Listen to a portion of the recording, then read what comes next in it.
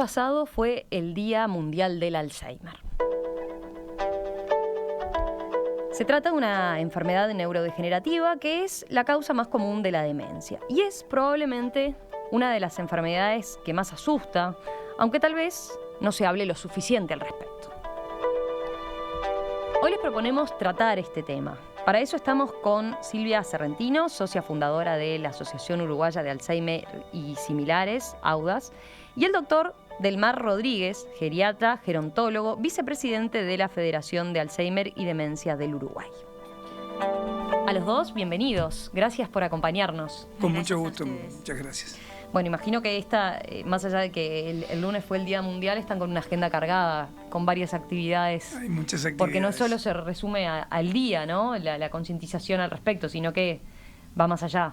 Desde AUDAS se intenta los 365 días del año, pero bueno, puntualmente creo que está bueno que tengamos un mes donde se resalte a nivel mundial para poder, como tú decías, sí, concientizar masivamente. Suele decirse en general que del cerebro sabemos muy poco, ¿no? Del Alzheimer, ¿cuánto se sabe? Es una enfermedad, yo comentaba recién con Emiliano, que uno tiende a pensar o piensa que empezó a escuchar sobre el Alzheimer desde hace relativamente poco para lo que es la historia de la medicina.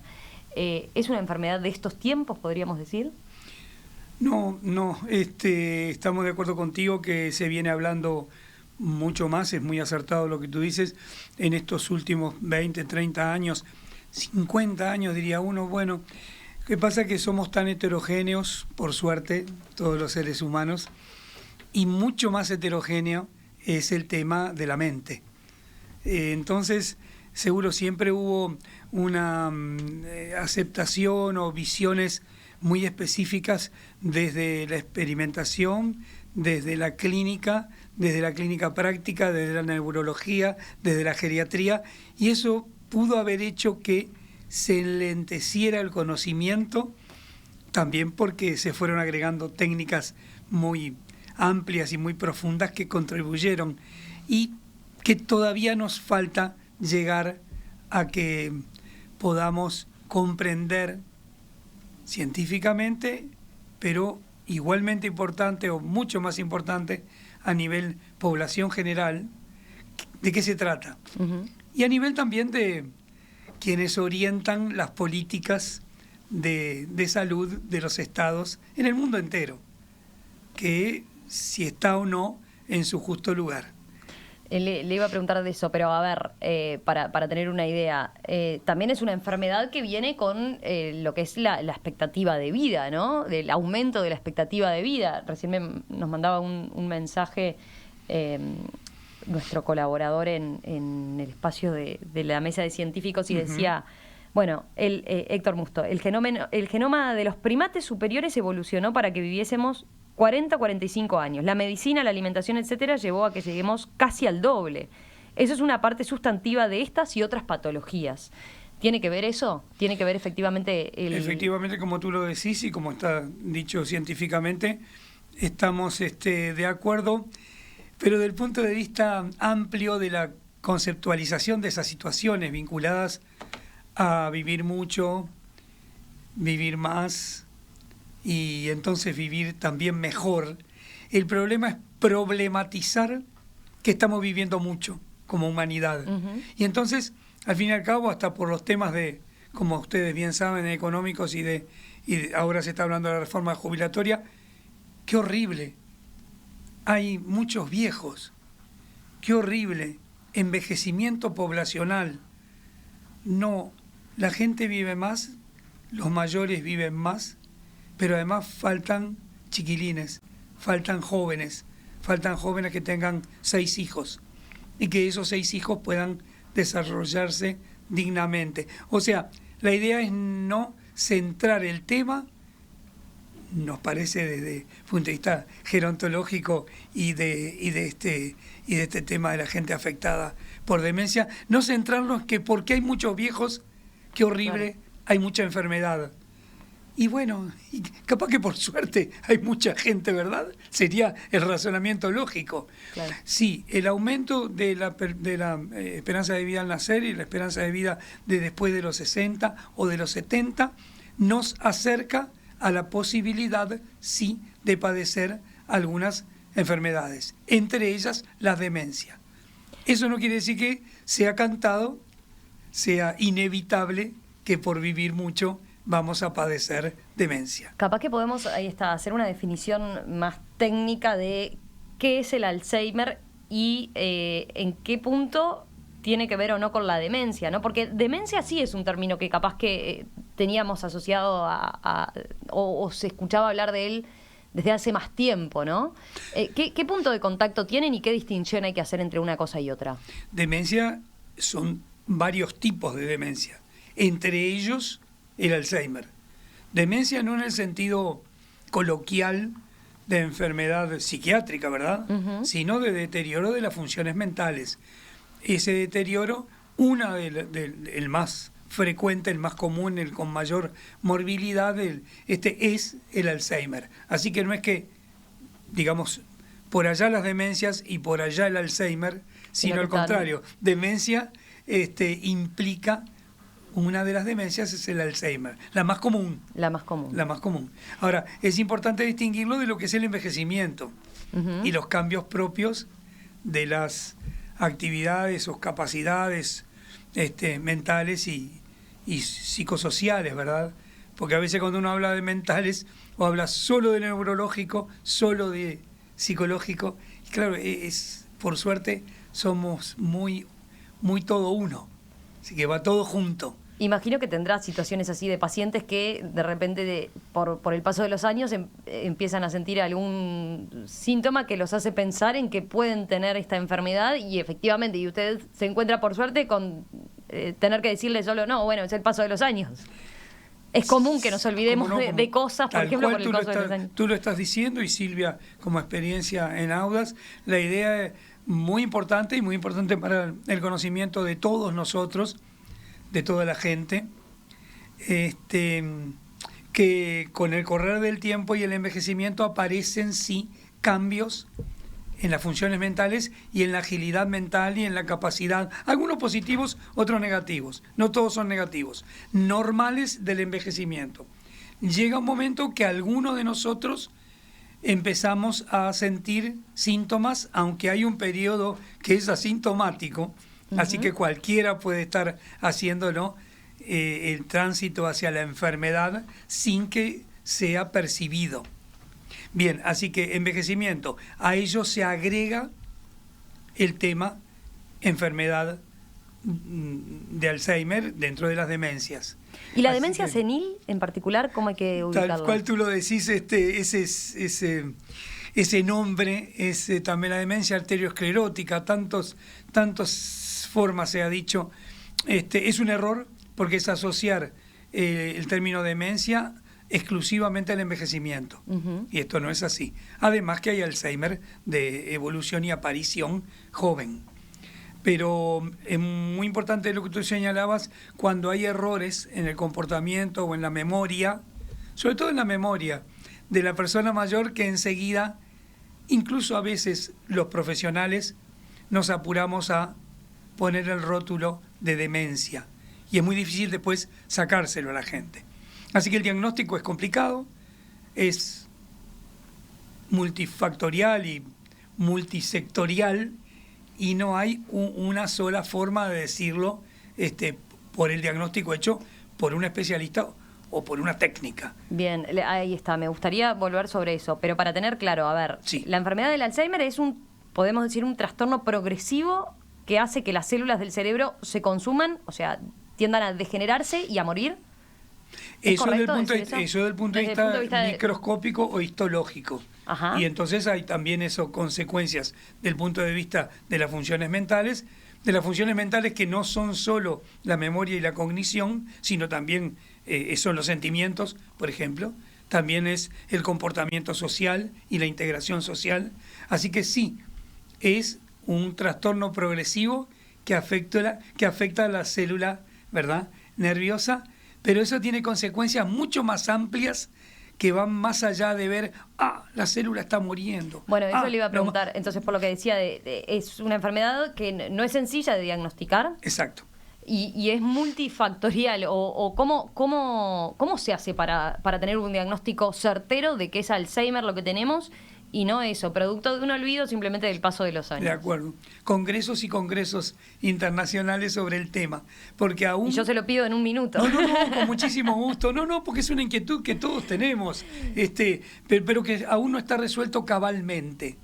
Así que, si hubiera que hacer un diagnóstico certero, hoy en Del Mar está transitando una demencia y en especial Alzheimer, hay que hacer una biopsia de cerebro. Ajá. Entonces, esa biopsia, ¿verdad? Es un pequeño orificio en el hueso, después introducir la aguja, sacar la porción del tejido nervioso y ver, ¿están sucediendo esos cambios que tú señalabas en la célula? ¿Sí o no? Sí, son de las características del Alzheimer. Bien, está desarrollando un Alzheimer. Pero eso es un diagnóstico, Pero es que es verdad, es un estudio que absolutamente de acuerdo. No se hace, claro. Es absolutamente con claro. fines investigativos en algunos sí, casos. O teórico. Teórico, sobre sí, todo de planteo teórico. Entonces, en la práctica, lo que hay es distintas visiones, que la primera, importantísima, es la del propio paciente. Uh-huh. La segunda, importantísima... ¿Es el primero en darse cuenta del propio paciente? No darse cuenta, sino... ¿Qué pasa con Del Mar? Claro. ¿Me daré cuenta o no? Pero además en las primeras etapas me doy cuenta. Hay primeras etapas... Me está pasando que me estoy olvidando de cosas. Por ejemplo, ¿dónde dejé la llave? De acuerdo, primera etapa sintomática. Sí que podemos estar cursando, no quiero mirar a nadie para no impresionar, podemos estar cursándola a toda edad incluso, porque hay de manifestaciones que no son en la edad muy avanzada. Primera etapa, asintomática. Segunda etapa, sí, lo que se llamó en un momento olvidos benignos, lo que puede ser justamente la conciencia de que algo está sucediendo, anomias, en eso tiene mucho que ver la expresión y la forma que ha sido siempre esa persona. Tener en cuenta la biografía, claro, ¿verdad? Y después aparecen trastornos o dificultades que hacen que el entorno digan, algo está sucediendo acá. Y ahí es cuando muchas veces se consulta y se completa con estudios complementarios. Uh-huh. Pero lo primero es la persona, lo segundo es la familia, lo tercero pueden ser los conocidos. Y el ejemplo, yo siempre pongo el mismo. Che, vino tu mamá con un billete de 1.000 así en la mano a comprarme un chicle. El almacenero que se da cuenta y alerta. Ahí está, ¿verdad? Y no es un profesional, para nada. Sí, pero le conoce la conducta y conoce cómo se comportaba habitualmente. Exactamente. Y después, cuando se llega a hacer la consulta más adelante, ahí ¿cómo se diagnostica? ¿Con qué herramientas cuentan hoy en día los médicos para llegar efectivamente a un diagnóstico correcto? Como tú decís, el personal de salud, en principio, lo primero es la entrevista clínica, conversar con la persona y con la familia, y no dejar que la familia muchas veces pise o no deje hablar a la persona, ¿verdad? Bueno, no te estás equivocando, no pasa esto, en fin, ambas versiones, a ver qué pasa. Y a partir de ahí, en principio, el médico que atiende normalmente a esa persona, el que llamaríamos de cabecera, ¿verdad?, o de referencia, hace las consultas hacia los especialistas y se van juntando datos. Primero, distinguir si se trata de envejecimiento o demencia. Segundo, distinguir si es un hecho circunstancial y creemos que es una demencia, porque hay diagnósticos diferenciales, por ejemplo, por los síndromes depresivos y la angustia, por ejemplo... asociado a un episodio en particular, por ejemplo, puede ser vinculado a la pérdida de un ser querido. Por ejemplo, que por eso estemos con trastorno de memoria y eso nos lleva a esta confusión. Por ejemplo, y ahí está, que haya trastorno de memoria y de otras funciones mentales. Y además, ¿esto pasó en 3 días o 4? ¿O esto viene sucediendo lentamente? El Alzheimer es de instalación progresiva y lenta. No es de instalación, ¿verdad?, aguda o inmediata. Uh-huh. Entonces, hace una semana que está así, le vino... y entonces, no, eso no es una demencia. Eso es un trastorno que puede estar vinculado incluso a fiebre, incluso a dolores reumáticos, incluso a otro tipo de enfermedades que hay que diagnosticar. Así que descartar las no demencias, eso lo hace el médico de medicina, el de referencia. Y después, la palabra del geriatra, del neurólogo, del psiquiatra, del psicólogo, y sobre todo algunos exámenes complementarios que son básicos, como el estudio neuropsicológico, que no es de sacar sangre. Claro, bueno, uno tiende a pensar en eso, ¿no? En algo fácil, un examen de orina, un examen de sangre que nos dé el diagnóstico y ya está. De acuerdo, ojalá No. existiera por ahora al uso masivo, no hay nada de eso. En términos experimentales, sí. Emiliano pero- recordaba ahora, allá cuando se empezó a hablar por primera vez de los estudios PET con el Sí, cómo no. CUDIM, haber entrevistado a Henry Engler, quizás ¿Cómo no? 10, 12 años atrás, donde él hablaba de ese aspecto, ¿no? Como los estudios PET para detectar, con la posibilidad de detectar el Alzheimer a un nivel muy precoz, o sea, en una etapa Sí, muy sí. temprana que permitiera actuar. ¿Eso se puede hacer hoy en día el efectivamente es estudio así. PET a nivel general? No hay uso general para la población. En el primer congreso, ¿verdad?, que se realizó en Montevideo, trajimos una videoconferencia de Henry y él nos explicó esos temas, y actualmente ya no está más él dirigiendo el CUDIM, y se sigue trabajando en áreas de investigación. Lo mismo sucede con áreas que tienen que ver con, por ejemplo, el estudio del líquido cefalorraquídeo, ¿verdad? O el estudio en sangre de algunos productos, subproductos de esa destrucción celular de que hablábamos.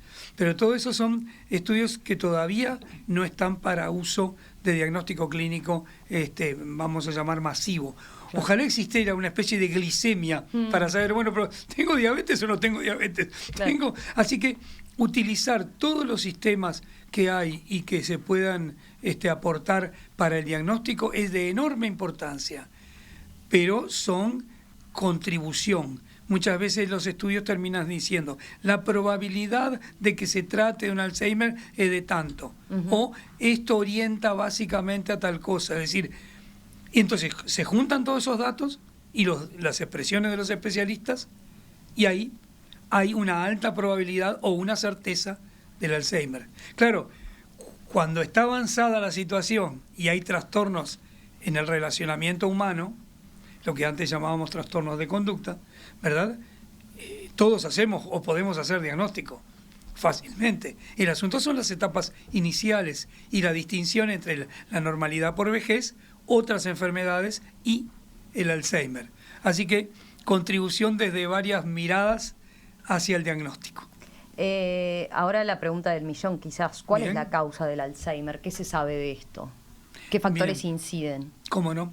Hubo, sin duda, lo que se ha afinado cada vez más, casi desesperadamente, y está muy bien, en los temas de salud en el mundo entero, tiene que ver con los factores de riesgo, igual que en otras enfermedades. Y los factores de riesgo se van cada vez más afinando, y se va insistiendo en la población y los sistemas de salud que es preferible alejarse de los factores de riesgo. Entonces esos factores de riesgo son los traumatismos craneanos, esos factores de riesgo es la edad, no se puede evitar. Otro factor de riesgo es ser hombre o ser mujer. El Alzheimer se desarrolla más en poblaciones, ¿verdad? Ajá. En la mujer. No se puede modificar. Y así sucesivamente. Los factores de riesgo cardiovascular, también hay muchos estudios que abonan la idea de que hay que evitarlos para evitar el Alzheimer. Así que también lo que tiene que ver con el colesterol, otros básicos como tiene que ver con la alimentación, otro que tiene que ver con el ejercicio físico, Claro. ¿verdad? Que son casi de perogrullo. Sí, sí, no se puede prevenir, También pero bueno, hay cosas que... alejarnos del riesgo. Exacto. Si Por- llevamos una vida saludable, si hacemos deporte, Ahí si nos está. mantenemos activos, eso ayuda. Se ha demostrado en grupos, en estudios científicos, que disminuye la posibilidad. Nunca es certero. Y hay 2 o 3 factores interesantísimos que han... Pero lo genético es lo que juega que más. se han desarrollado, claro. Por eso, entre la edad, ser hombre o mujer, y lo genético, no que sea directamente que si tengo familia con Alzheimer voy a padecerla. Esos son casos muy específicos, sino genético, que es la carga que traemos todos de posibilidades de desarrollar distintos tipos de enfermedades, pero que no quiere decir que sea con seguridad, ¿verdad?, una transmisión directa. Y hay dos factores que, si tú me permitís, me gustaría, Silvia. Uno es la escolaridad. Se está insistiendo en el mundo entero que debe ser obligatoria la escolaridad. Muchacho, nosotros, José Pedro Varela o no, pero es un elemento que forma parte de la cultura, de la uruguayés. Segundo lugar, se habla de liceo, integrar también la educación secundaria como forma de adquirir o de agilizar, y se habla desde los niños, por eso digo escolaridad, un capital a partir del cual se va a perder, pero se va a perder más lentamente y tendríamos más reservas para defendernos. O sea, a mayor nivel educativo, ¿se puede decir que hay menos chances de contraer el Alzheimer? Los estudios refieren básicamente a los niños en cuanto a escolaridad y secundaria, no tanto a los estudios terciarios y profesionales, ¿verdad? Así que como que llega a un nivel eso, de estudios confirmados de protección. Y lo otro que también no se destacaba hace unos años es la hipoacusia. En este caso, la fonoaudiología, en fin, actividades que son de la salud y que poco se vinculaban hace unos años con estos temas, han adquirido importancia, porque además la hipoacusia genera aislamiento y ese aislamiento genera, ¿verdad?, condiciones predispuestas.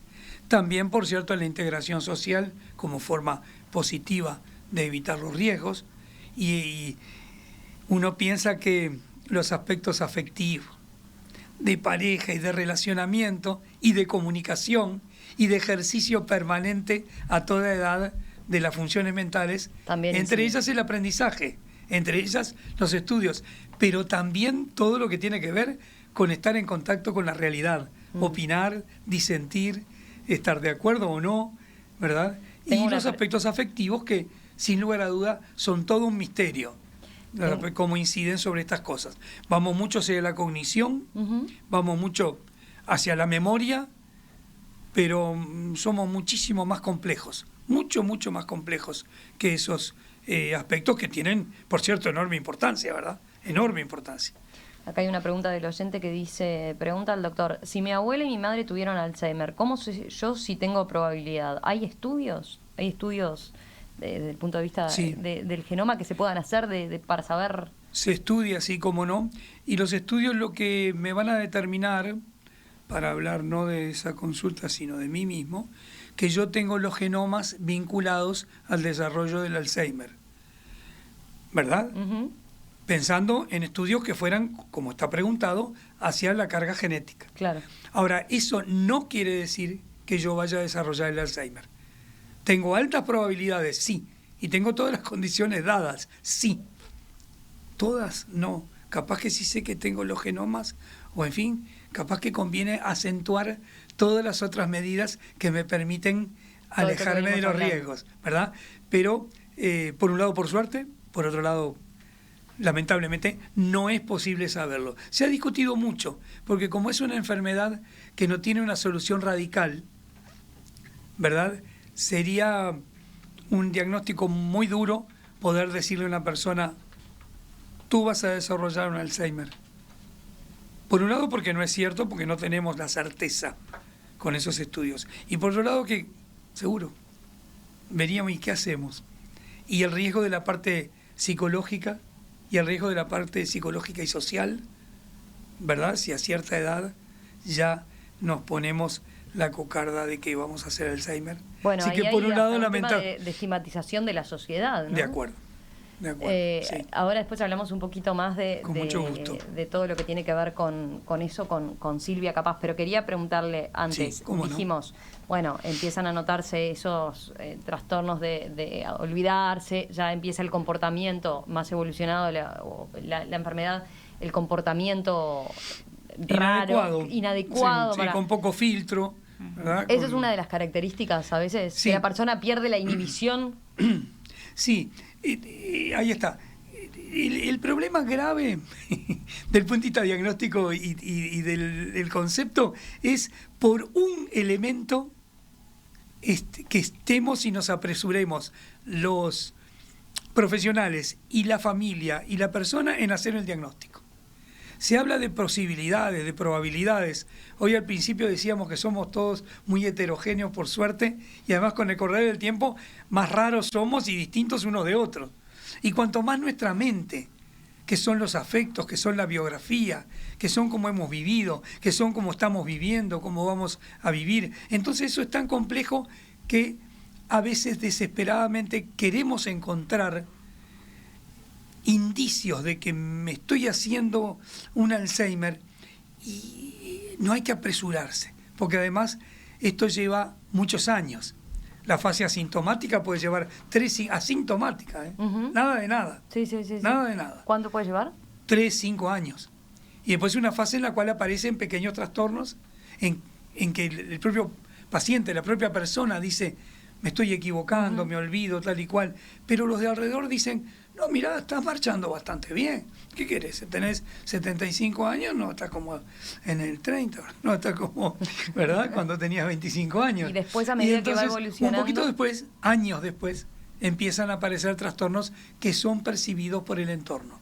Trastornos en la familia, trastornos en la agenda, en lo que voy a hacer, lo que no voy a hacer, en el trabajo, en las habilidades de siempre. Y entonces ahí viene la alarma y se hace la consulta. Ojalá pudiéramos tener un cribado, tener una forma de ver cómo vienen las cosas 5 o 10 años antes. No está claro. No está claro. Tratamiento para curar el Alzheimer no hay. Pero ¿qué se puede hacer? Cuanto más con mayor anterioridad se logre ese diagnóstico, ¿cuánto facilita eso después lo que es por lo menos la calidad de vida del paciente? Totalmente de acuerdo. Ese es el tema, la calidad de vida del paciente, de su familia y de todo el entorno. Sí, y la calidad de vida con medidas farmacológicas y muy especialmente con medidas no farmacológicas contribuyen a mejorar el bienestar, o sea, la salud de la persona, aún transitando el Alzheimer. O sea que hay medicación que se puede indicar. Hay medicación que se puede indicar para enlentecer la evolución, y hay medicación que se puede indicar para aliviar, evitar, manejar los trastornos de comportamiento. Eso, llamados trastornos de comportamiento, ¿verdad? Síntomas neuropsicológicos. Esos es una bolsa de estrategias que tenemos y de herramientas. Pero hay otra bolsa mucho más grande, que es lo no farmacológico. Sin caer en soluciones mágicas, que ese es el otro problema que tienen algunas cuestiones lentas y crónicas e incurables.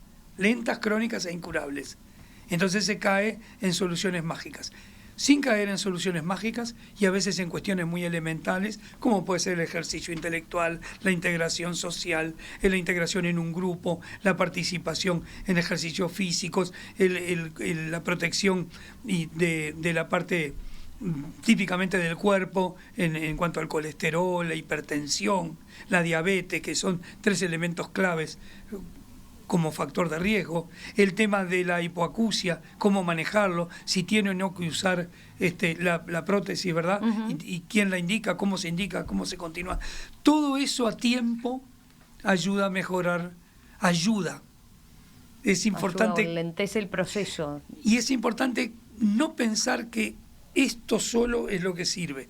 Ese es el error. No en Alzheimer.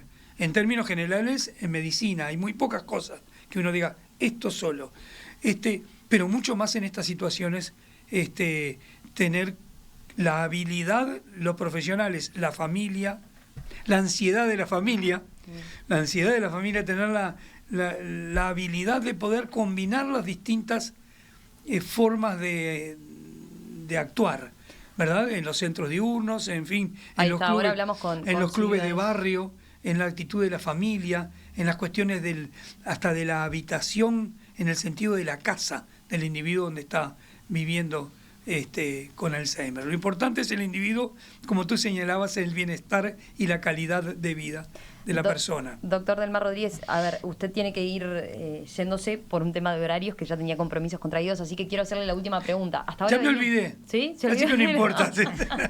No, con mucho gusto y muchas gracias Hay por que tu ponerle amabilidad. humor también para hablar de esto, ¿no? Pero por supuesto, nosotros insistimos mucho en Silvia, en que cuando tomamos muy dramáticamente algunos asuntos, creamos también en la persona afectada y en todo el entorno una actitud dramática que parece como culpa si hay algunos aspectos que nos resultan, como toda la vida, aspectos que son anecdóticos, aspectos que son anécdotas para la familia, aspectos que son la alegría de la vida en común, aún equivocados.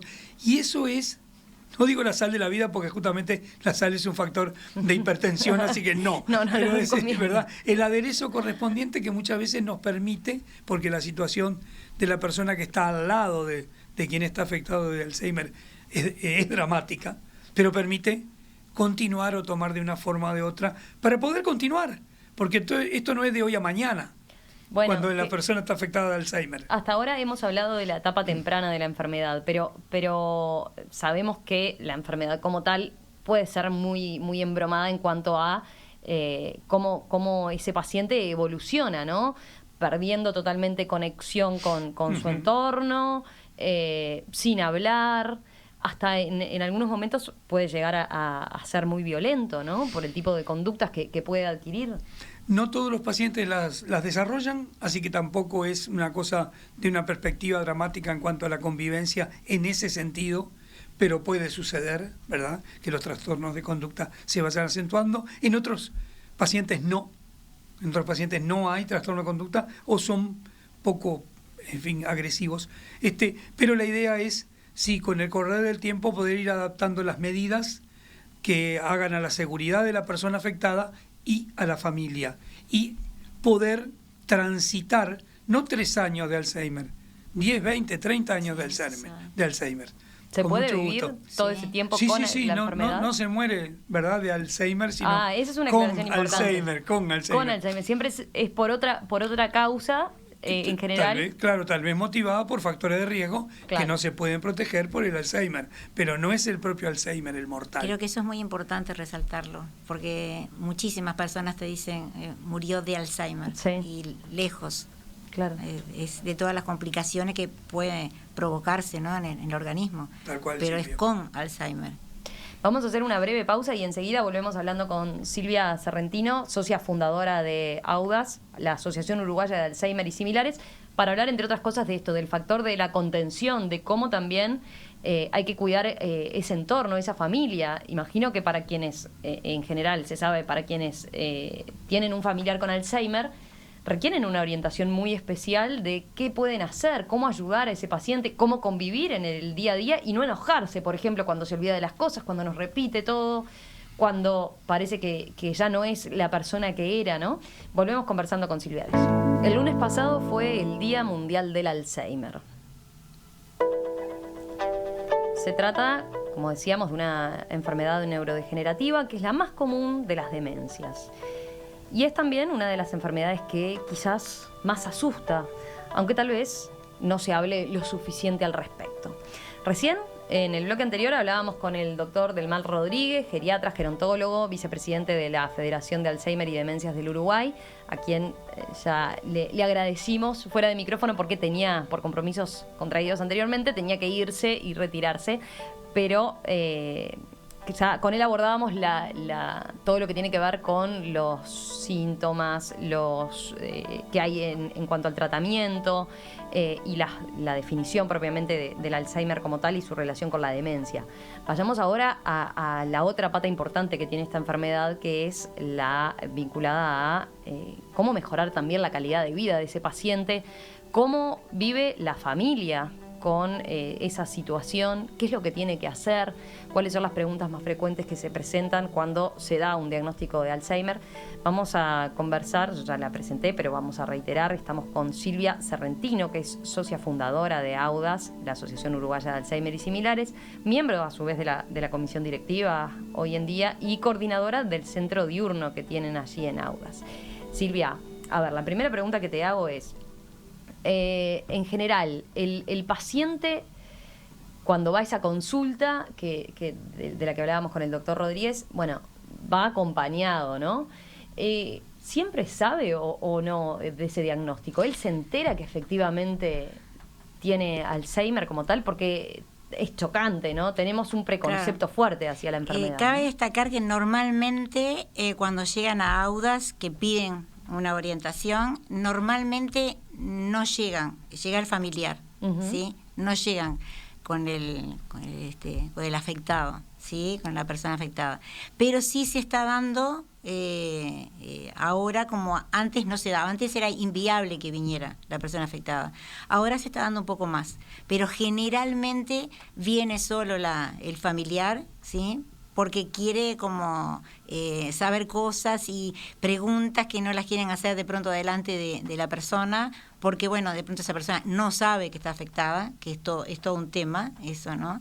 Queda a criterio de la familia. Eso te iba a decir, ¿hay una indicación en general que se haga? No, ¿o no hay una cosa así determinada. Cada situación es distinta? Claro, hay médicos que te dicen, bueno, sí, tiene que sí o sí saberlo, y me parece que es un derecho de la persona saberlo como cualquier otra enfermedad, pero también como es una enfermedad que tiene un estigma tan grande, a veces tenés que ver, de acuerdo a cómo es la forma de ser de esa persona, si no le va a afectar más el saber que está desarrollando esta enfermedad. Sí, lo que puede evolucionar a una depresión también, ¿no? Y porque no te olvides que hablar de cualquier otra enfermedad, a ver, como a nivel incluso familiar, nos diagnostican y nos dicen que tenemos, por decir, un cáncer, que un familiar, un amigo está afectado de cáncer.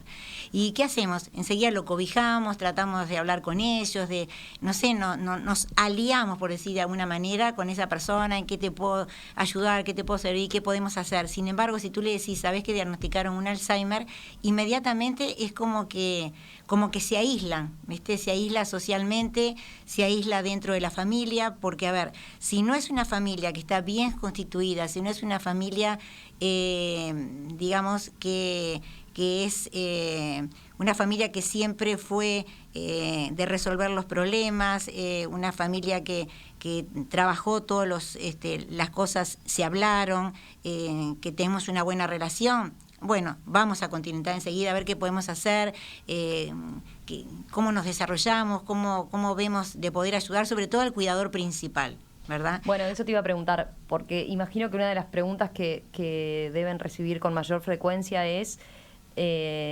¿cómo hacemos para tratar en el día a día con esa persona? Por ejemplo, ¿hasta qué punto puedo dejarla vivir sola o necesariamente tengo que pensar en un cuidador? Quizás si la persona hoy en día vive sola, tengo que pensar en un futuro institucionalizarlo en alguna casa de salud. Y bueno, te digo porque estoy recibiendo varios mensajes que van por ese lado, ¿no? Contando las peripecias también con, llegar a tener 2, 3 cuidadoras, que después la persona también rechace a alguna de ellas y solo quiera con determinada persona. Y eso se da en el día a día, ¿no? Digo, para el cuidador principal se hace muy cuesta arriba. En las primeras etapas se hace llevadero y la persona tiene que tratar de ver a ese compañero, el esposo, la esposa, un padre, una madre, y dejarlos actuar como hasta ahora lo venía haciendo. ¿No? Digo, tenemos que tratar de sobrellevar eso. Lógicamente que con el correr del tiempo, que no sabemos cuánto va a ser, porque no hay una persona que desarrolle la enfermedad igual a la otra, como ningún tipo de enfermedad, o sea, cada cual el organismo va a estar viendo, no sé, la parte afectada como la tiene. Sí hay sintomatología que hacen a la enfermedad, pero cada uno lo va a vivir, como decía el doctor, desde su perspectiva, desde cómo fue la vida, cómo la vivió, cómo es su carácter, ¿sí? Entonces puede pasar mucho tiempo, incluso en que las personas más cercanas, los familiares, los amigos, si no están enterados, ni cuenta se den de que la enfermedad la están cursando. Sí, después empieza a hacerse más frecuentes los olvidos, las repeticiones, ¿verdad? Que eso hace a veces a que la convivencia se haga brava, ¿verdad? Entonces sí, bueno, llega un momento que tenés como que empezar a manejar ese tema y de decirlo a las personas que están cercanas para que no vayan a reaccionar en forma diferente o en forma mal hacia ellos. Con respecto a lo que tú me decías de los cuidadores, es todo un tema. ¿Por qué es todo un tema? Hay personas que sí, afectados, que sí aceptan que tú le pongas un cuidador, ¿sí? Pero la mayoría no quiere que le pongas un cuidador que no sea la persona que está al lado viviendo normalmente. Entonces eso trae mucho conflicto. Tiene que estar preparado también el cuidador, tiene que estar preparado, porque si no está preparado no va a saber sortear toda esta cantidad de cosas y de reacciones que puedan estar teniendo esa persona que está cuidando, ¿eh? O sea que tiene que estar sabiéndolo. Pero así que hay que ir evaluando paso a paso y no hay que pensar que efectivamente cuando se hace el diagnóstico inmediatamente hay que pensar en institucionalizar a la persona como la única solución. Para nada. No tenemos que perder de vista que el enfermo con Alzheimer es persona, y es muy importante, persona hasta el último aliento de su vida. ¿Ah? Hasta el último minuto de su vida es una persona, ¿ah? Porque a veces después, con el correr del tiempo y a medida que avanza la enfermedad, es una cosa, es un vaso, es una cosa que lo corremos, lo ponemos acá, lo sentamos, lo paramos. Porque normalmente va perdiendo el contacto social, claro, ¿no? Claro. El hecho de que deje de hablar lleva a que cada vez quizás hasta se lo integre menos, ¿no? Exactamente, y eso es lo que no tenemos que tratar. Mientras pueda estar integrándolo, mientras pueda estar siendo partícipe del accionar de la familia y del accionar diario, bueno, dejémoslo. Si hay un momento en que esa persona, si hay un momento en que ya no puede interactuar, es porque ya la enfermedad está más avanzada y vamos a tener que tener otros controles con respecto a eso. Con respecto a la institucionalización, no tiene por qué, nosotros bregamos para que ese familiar pueda estar compartiendo el seno del hogar lo más posible. Hay momentos en que se hace inevitable, a veces también porque el enfermo con Alzheimer, que es agresivo, puede llegar a ser peligroso, ¿verdad? Porque no está controlando su ira, está desconociendo a la persona que tiene al lado, que de pronto es la esposa, ¿verdad? Entonces eso puede llegar a ser un riesgo muy grande, y ahí entonces sí, pero a ver, si no podemos dar un consejo, lejos está de eso, porque eso va a quedar muy a criterio de cada una de las familias, ¿no? De cada uno de los cuidadores. Imagino que también se enfrenta con preguntas del tipo, por ejemplo, no sé, ve cosas o imagina cosas, hay que seguirle la corriente confusión. O no. En las primeras etapas es cuando se te hace más difícil también, ¿verdad? Porque a veces te da la sensación de que te está tomando el pelo, ¿eh? Como decimos comúnmente, porque te está diciendo algo, claro, o se da vuelta y te dijo algo incoherente, se da vuelta y te lo está diciendo correctamente. Entonces, en las primeras etapas, la confusión que ellos tienen también, dicen, ¿qué me está pasando? No sé qué tengo, ¿verdad? Porque realmente ni ellos mismos saben. Y ahí es donde nosotros tenemos que tener el control más grande, ¿verdad? Y somos nosotros los que en algún momento, como decía Delmar, vamos a consultar con el médico y a decirle, está en realidad teniendo conductas que él antes no tenía, ¿no? Y una vez que lo diagnostican, entonces ahí a veces nos decimos, ay, ¿te acordás cuando hacía tal cosa? Y nosotros decíamos, qué raro, ¿no? Porque por lo menos de 2 a 3 años la enfermedad ya está instalada, por eso se le llama también la enfermedad silenciosa, ¿no? O sea que cuando detona ya esa enfermedad está en la persona. Y es cuando nosotros nos podemos dar cuenta de que hay alguna sintomatología que la dejamos pasar, ya venía siendo mella en ellos, ¿no? ¿Qué contención le dan ustedes a la familia desde Audas? Pensando en este primer asesoramiento, obviamente, pero también después en esa familia, o en ese, por ejemplo, en esa persona que convive todos los días con la persona con la enfermedad y que naturalmente también a veces cuesta interiorizarlo, ¿no? Y se enoja porque no es la misma persona que conoció, quizás, ¿no? Te cuesta es mucho. como que uno tiene ese sentimiento, ¿no? De enojarse. ¿Por qué me está preguntando tantas veces esto? ¿Por qué no entiende? ¿Por qué se olvidó de lo que hablamos recién? ¿No? Claro. Es como, es natural que sea la primera reacción. Sí, porque, o sea, a ver, si yo te repito una vez, te pregunto una vez, te la contesto, te pregunto 2 veces, te la contesto, te pregunto 3 y te la contesto, ya a la cuarta, tú estás teniendo ahí como una situación que tú decís, bueno, a ver, ¿cuántas veces te lo repetí? No puedo, pero no podemos entrar en eso, en esa rosca, como decimos, con la persona. Entonces, me pregunta una vez, me pregunta 2 veces, se lo contesté. ¿Qué hacemos? Es como un consejo que da bastante resultado. A ver, yo le contesté, salgo de escena, por decir de alguna manera, ¿no? Yo estoy con él hablando así contigo ahora, me retiro, voy hacia otro lugar de la casa. Cuando regreso, seguramente, él se olvidó lo que me estaba preguntando, ¿sí? Y si no, trato de derivarlo para otro tema. Cansa, el diario vivir no es tan fácil hacerlo como vivirlo. No decía así, es muy teórico. No es teórico. A ver, yo comencé en la Asociación de Alzheimer sin tener a nadie, simplemente por mi profesión, que yo trabajé siempre con familias en situación de riesgo.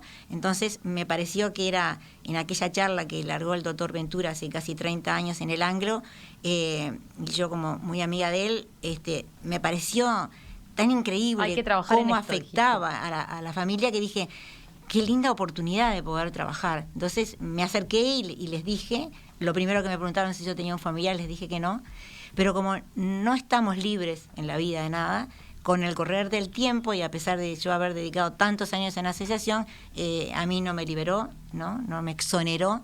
Y bueno, he tenido también familiares muy cercanos, ¿no? Entonces, nadie está libre. Nadie está libre. Entonces eso lo tenemos que tener también muy presente. Hablemos de Alzheimer como hablamos de otra enfermedad. ¿No? En la medida que nosotros pongamos arriba de la mesa el Alzheimer, como ponemos cualquier otra patología, le restemos ese miedo que a veces nos deja paralizados, ¿no? Vamos a hacer que la concientización sea más grande, que podamos ayudar a más gente y que tengamos que convivir también con esto, ¿no? Y la búsqueda de la ayuda, ¿no? En ese tipo de situaciones, ¿no? Estoy mirando un mensaje que dice, soy cuidadora de mi compañero con demencia, no Alzheimer en este caso, pero estoy más que preparada. Estudio todo desde hace 5 años, pero el dolor que se siente es terrible, lo plantea así, ¿no? Que a veces las agresiones físicas llegan a ser lo de menos en relación a lo otro. Por eso la contención psicológica de la otra persona. A veces, claro, ¿no? Claro, porque a veces el dolor tan grande que sentís de que esa persona que fue tan importante en tu vida está dejando de ser la esencia de digamos, eso que yo tenía, que recibía de él, lo voy como perdiendo. Lo que no pierdo, lo que no tengo que perder es la esencia del ser persona, de ser él. ¿Ah? Entonces, tengo que tratar de rescatar lo más que puedo. Claro, el oyente me dirá, es muy fácil decirlo y otra cosa es estar. Lo comprendo, lo sé que es así, pero el tema es que también tenemos que tratar de ver de que el cuidador principal tiene que tener también su contención. ¿Por qué? Porque hay muchos cuidadores que a veces no sobreviven al enfermo. ¿Qué se llama eso? El estrés del cuidador. ¿A qué apunta la asociación? ¿Por qué fue fundada la asociación? Justamente para continentar al familiar, para tratar de ayudarlo, de aconsejarlo. Para eso tenemos el centro diurno, que en este momento... De eso, ahí está, claro, el centro diurno. El centro diurno...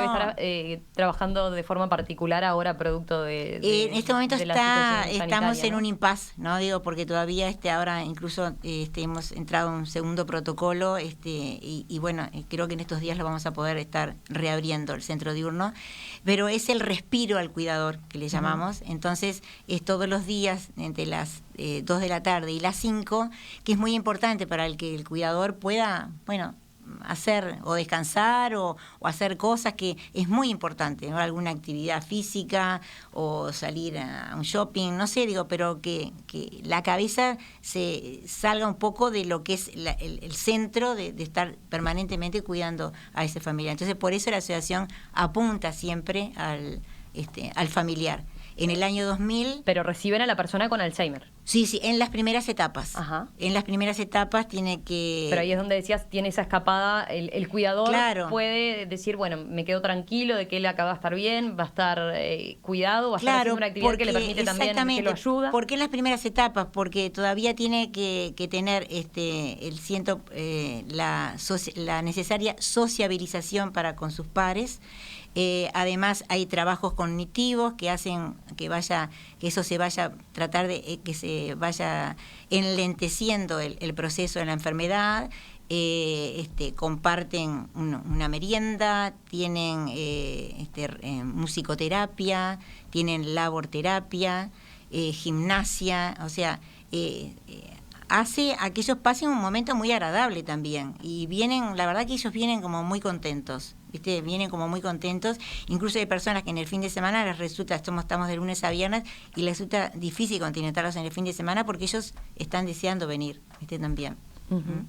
Eso como muestra de lo que se puede hacer también a lo largo de, más allá de esta etapa temprana de la enfermedad, pero hay que apuntar a buscar cosas que mejoren su calidad de vida. Exactamente. Permanentemente. Y no es una frase repetida.